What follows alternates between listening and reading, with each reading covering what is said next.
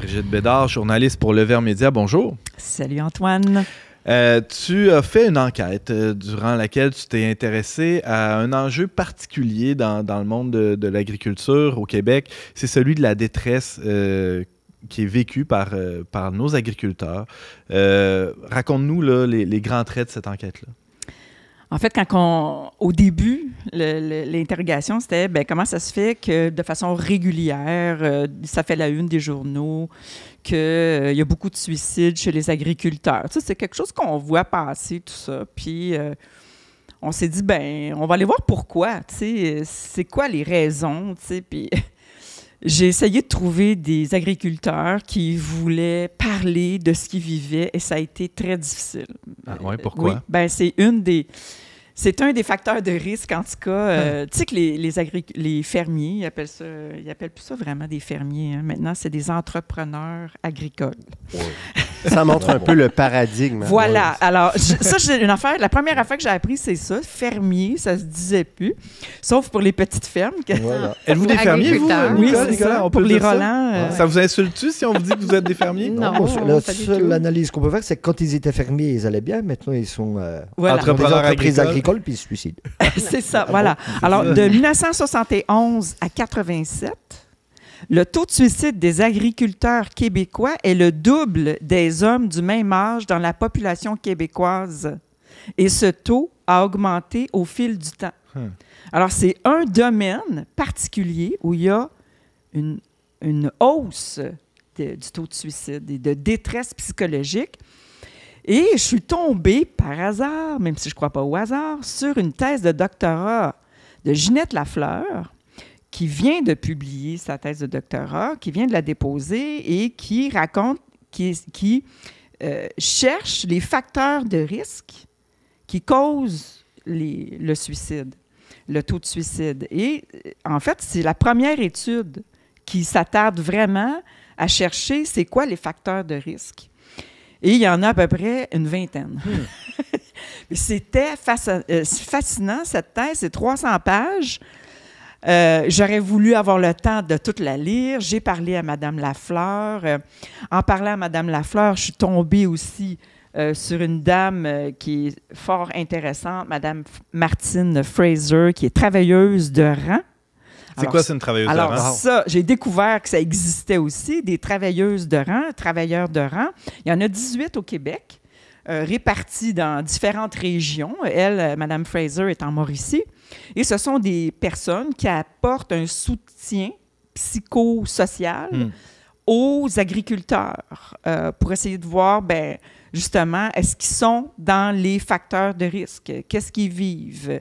Et tout ça. Puis, c'est comme il y a des travailleurs de rue, il y a des travailleurs de rue. Exactement. Puis, ça s'appelle, c'est tout lié à, justement, au cœur des familles agricoles, qui est une association qui a été mise sur pied par une dame, et maintenant, c'est Mme Ginette Lafleur qui s'en occupe. Donc, tout ça est comme relié. Donc, plus qu'on cherche dans un domaine, plus tu fais de découvertes. Mais tu sais, j'aurais pu faire un reportage qui aurait duré 1 an.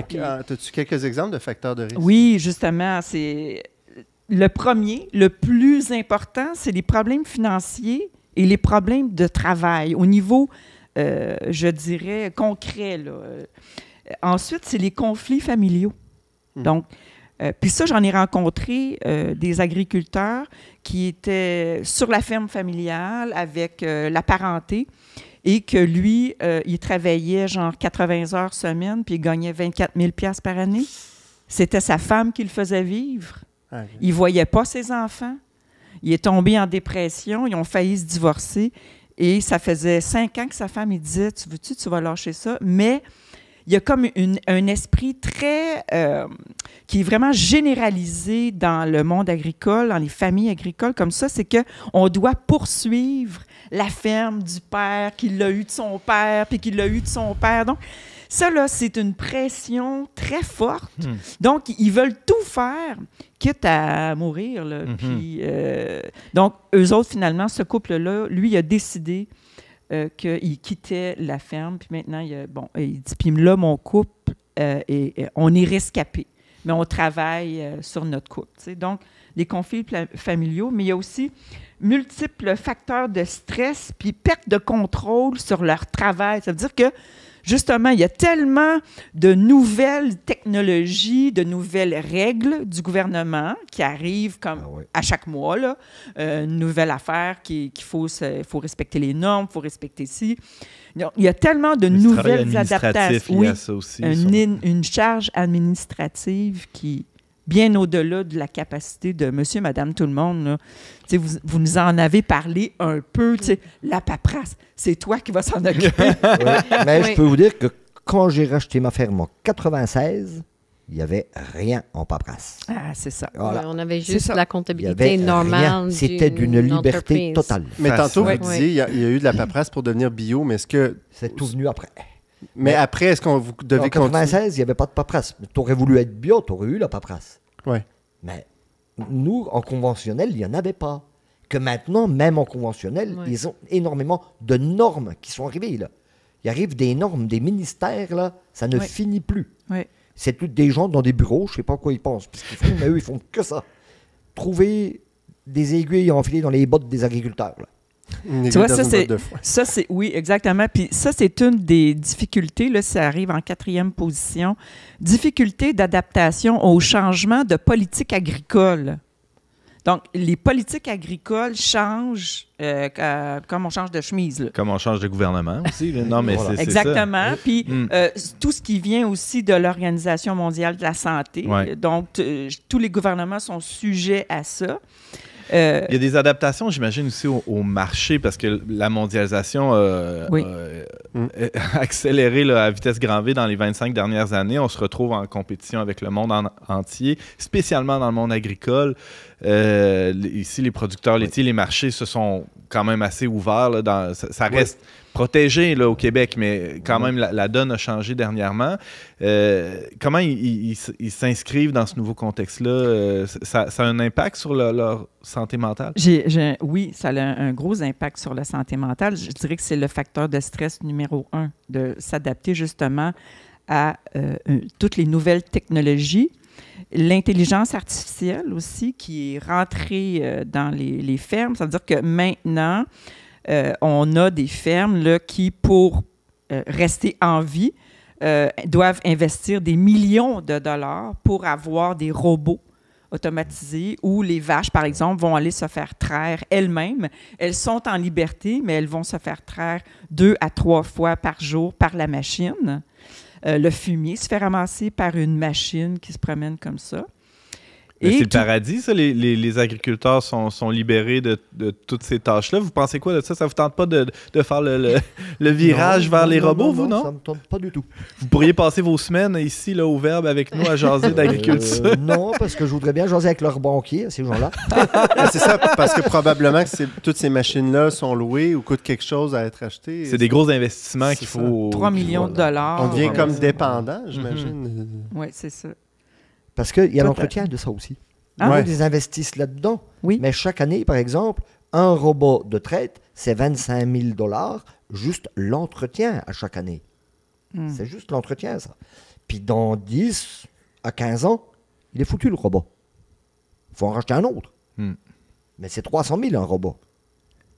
Donc, il faut quand même y penser. C'est vrai. Est-ce que tu auras fait assez de lait pour payer cet entretien et le robot qui est fini au bout de 12 ou 15 ans? Mais ça veut dire que pendant ces 10 ans-là ou 12 ans que le robot fonctionne, le fermier, lui, il se la coule douce ou qu'est-ce qui se passe? Non, parce qu'il a énormément de travail, pareil. Ah oui? Parce qu'il a augmenté le troupeau pour pouvoir payer ses machines. Huh. Donc, quand tu augmentes, après, il y a plus de fumier à charrier, il y a plus de veaux à faire boire. C'est un cercle vicieux. Il y a un suivi du troupeau là, au niveau des véhilages, des tarissements des vaches, tout ça. C'est pas vrai qu'il n'y a plus rien à faire, au contraire. Donc, lui, non, il est occupé en masse. Aïe, aïe, aïe. Puis l'affaire qui est vraiment, c'est comme un fun fact là, que j'appelle, c'est au Québec, avant, c'était l'Union catholique des cultivateurs. Mais en 1972, ça devient l'Union des producteurs agricoles, l'UPA. Alors qu'on voit que le changement de nom, c'est aussi un changement de paradigme. On voit que le changement de nom, c'est comme un reflet de la progression des connaissances, des techniques, qui va devenir hautement spécialisée. Ça devient une production industrielle comme une autre, entre guillemets. Voilà. On applique les principes industriels à quelque chose qui est de l'ordre de la terre, de la nature. C'est à partir de ce moment-là que ça va devenir une monoculture de masse. Mm-hmm. Chaque ferme va être spécialisée dans le lait, puis va produire pour la masse. Mm-hmm. Puis c'est ça qui va faire en sorte qu'aujourd'hui, on a 7000 fermes qui ont disparu depuis 1996. James? Je vous disais dans l'intro d'émission que j'ai vécu à Neuville pendant quelques années, puis il y avait, vous savez, Neuville, c'est reconnu pour le blé d'Inde, le maïs. Le meilleur blé d'Inde au monde. C'est ça. Puis il y avait un grand producteur de maïs de Neuville qui s'était fait offrir un contrat par une filière alimentaire que je nommerai pas. Et puis, donc, en signant le contrat, il doit fournir un certain nombre de maïs par année. Peu importe la température, peu importe. Donc, il promettait ça à un tel prix. Et finalement, ils lui ont fait faire faillite. Il s'est suicidé. Parce qu'il n'a pas réussi à fournir la quantité. Non, selon ce qui était, mais c'est des quantités... Parce que c'est même pas réaliste. Des quantités déraisonnables avec des... C'est ça. Totalement irréalistes qui ne prennent pas en considération du tout... Oui, ça existe, ça. C'est des contrats que tu peux prendre avec des grosses boîtes de grains ou des boîtes dans l'alimentation. Ouais. Et puis, tu dois fournir le contrat à l'automne. Si tu n'arrives pas à fournir avec ta production, tu te débrouilles. Il faut que tu rachètes du grain ailleurs pour fournir ce contrat-là. Mais souvent, dans ces cas-là, c'est parce qu'il n'y en a pas de grain. Ben ouais, c'est ça. Tu vas le payer très cher, donc tu vas te ruiner avec ça. Fait que, c'est comme de la culture. C'est vraiment un système qui fait en sorte qu'on surproduit. On sait qu'il y a beaucoup de gaspillage de nourriture, que c'est mal réparti. Puis, qu'est-ce que ça fait? Ça fait qu'au niveau écologique, on va faire de l'agribashing. C'est pas très populaire au Québec. Là, je dirais que c'est plus en France, où il y a beaucoup d'agriculteurs qui se font traiter de destructeurs de l'environnement. De pollueurs de masse. C'est ça, ils polluent, ils traitent mal les animaux. Je comprends, 3 traites par jour, on peut croire que c'est maltraiter les animaux. Mais en même temps, on participe à ça. Alors, tu sais qu'il y a 40% des agriculteurs qui déclarent avoir vécu au moins une situation de harcèlement en 2019. Juste en 2019. Ça, c'est au Québec. Ils viennent des espèces de boucs émissaires de nos problèmes écologiques. Ils se font crier après. Mettons, tu te promènes avec ton tracteur dans le chemin, c'est lent, un tracteur. Hein? Tu sais, quand tu es pris en arrière d'un tracteur, ça t'énerve, hein? À la place, je dirais, dis donc merci à ce fermier-là de se promener avec du beau foin, parce que c'est ça qui va faire en sorte que tu vas manger. Tu sais. Mais moi, cette recherche, ça m'a vraiment aidé à me reconnecter avec ce que j'ai dans mon assiette le soir. Il y a du monde qui ont travaillé à la sueur de leur front pour que ça arrive jusqu'à moi. Tu sais. Les œufs, ça pousse pas à l'épicerie. Puis le lait non plus. Il y a du monde en arrière de ça. T'sais. Il nous reste 2 petites minutes, Brigitte. Ouais, vas-y, James. On rit, mais tu sais qu'il y a des sondages qui ont été faits auprès des jeunes dans l'école dans les dernières années, là, puis qui montraient qu'il y a beaucoup d'enfants qui ignorent ces réalités fondamentales-là. Oui. Comme quoi, aujourd'hui, il y a tellement une fracture entre le monde urbain et rural qu'on peut justement développer cette ignorance qui fait que... Par la suite, ça fait qu'on développe un mauvais rapport aussi avec l'alimentation puis la terre, etc. Mais j'aimerais reprendre une chose. Là. Les personnes qui traient les vaches 3 fois par jour, ça, c'est pas notre vision à nous, personnellement.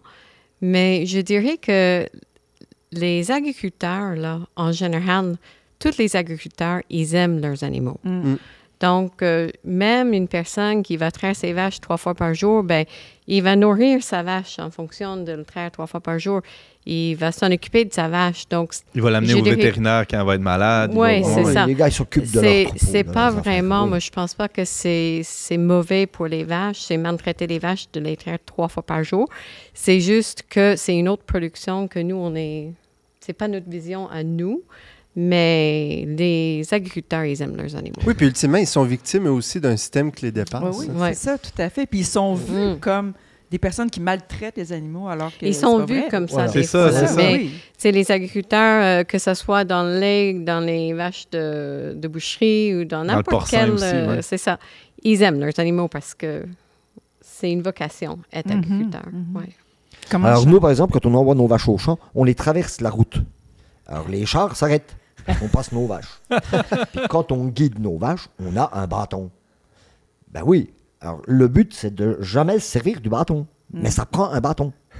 Et il y a des gens qui sont de la campagne qui savent, mais il y a des gens qui ne sont pas de la campagne. Donc, ils te voient avec un bâton en train de guider tes vaches.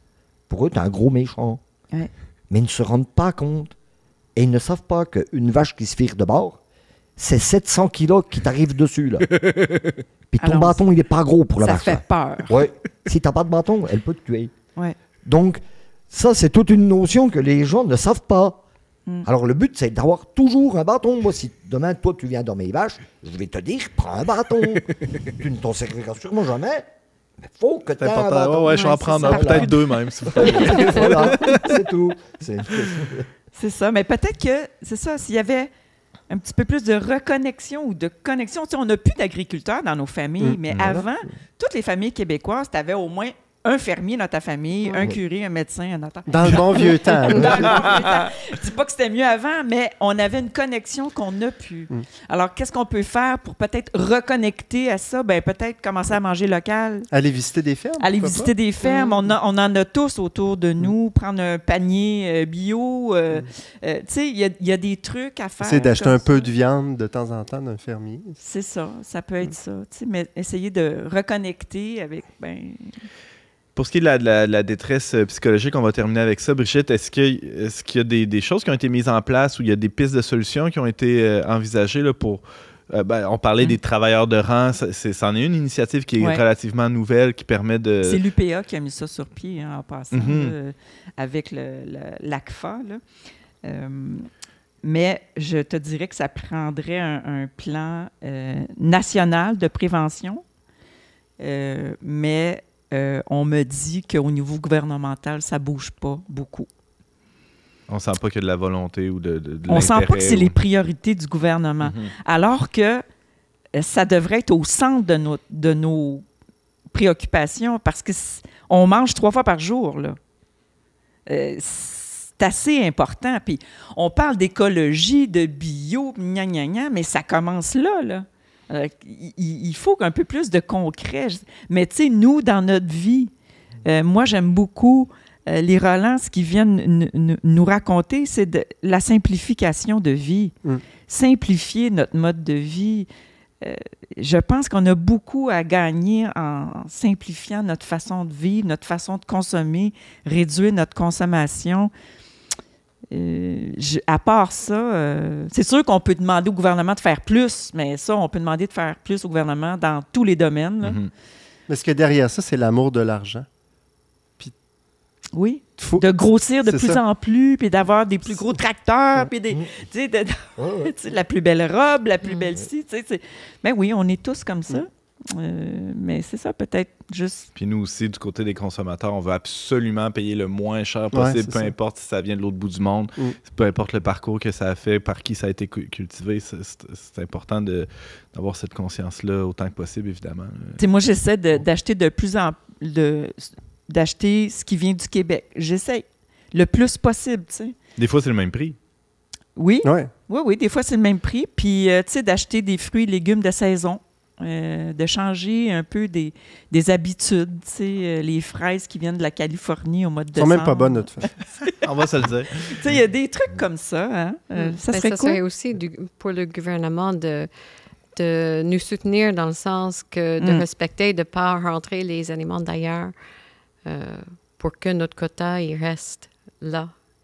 Notre production. Ben, dans beaucoup de choses. Hein. Oui, c'est ça. Mhm. Même dans la viande, dans tout, qui arrive des viandes du Brésil ou d'Argentine, alors que de la viande, on en a en masse au Canada. Là. Mhm. Ah oui. Donc, mais ça, c'est géré par des grosses boîtes. Hein. C'est tout, des grosses multinationales hein, qui gèrent ça. Donc, Ouais, c'est de protéger nos produits locaux, mais canadiens. Mhm. Ouais. Mhm. Brigitte Bédard, merci beaucoup. Merci.